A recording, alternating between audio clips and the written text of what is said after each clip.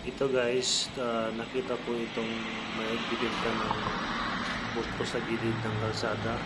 Tumigil muna ako at makabili at makapagmerienda. Ito guys.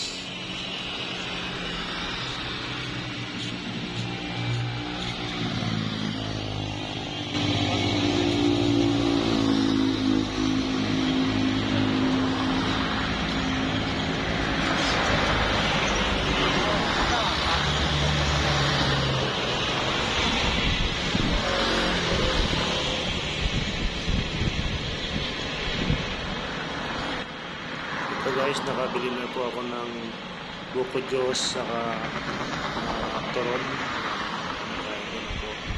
Ito po yung aking buhay pag nagutom, pag may nakita pong mamirindo sa kalsada, titigil saglit.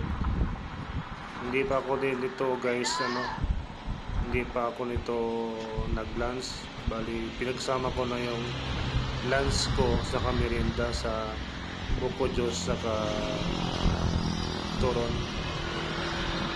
So guys, dito ako bumibili palagi guys ng buko juice pag sa parte nito. Nasasakupan po ito ng silang sa Tagaytay kasi ang buko juice po dito guys ay puro po ang dito buko juice. Yan.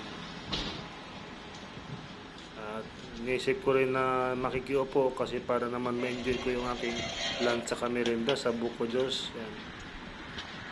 Kahit na walang silong pero laban lang guys, ginito talaga makapagbirin ko sa lunch ko nito.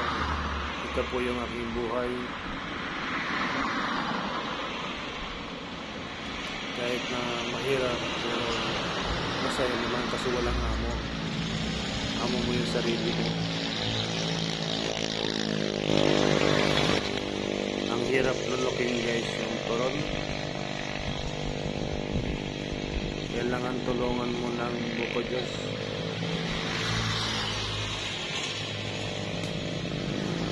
Iniisip ko pa guys yung aking lalakbayin kasi ang lalakbayin ko pa ay 40 kilometers pa mahigit.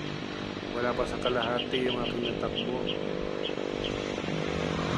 Sarap ito yung buko juice guys kasi puro malamig. Buti yung araw hindi masyadong mainit dito kaya diyan ako umupo.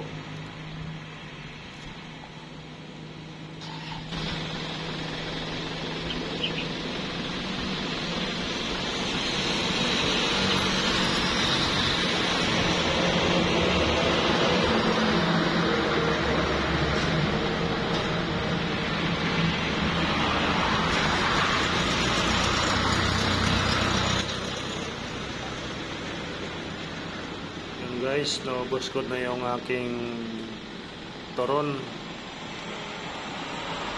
Ubusin ko na rin yung aking buko juice para makabiyahe na ulit. Sa huling lagok guys.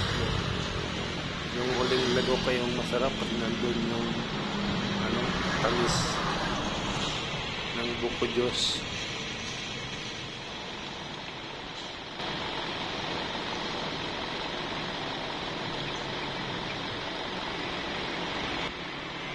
Yan guys, maraming salamat pala lahat sa tumatangkilik sa aking video upload palagi kahit hindi maganda yung aking pag-i-edit.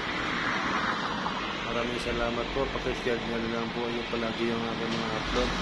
Maraming salamat, God bless po sa inyo lahat. Thank you all my friends from other country. 10 cares admin, thank you very much.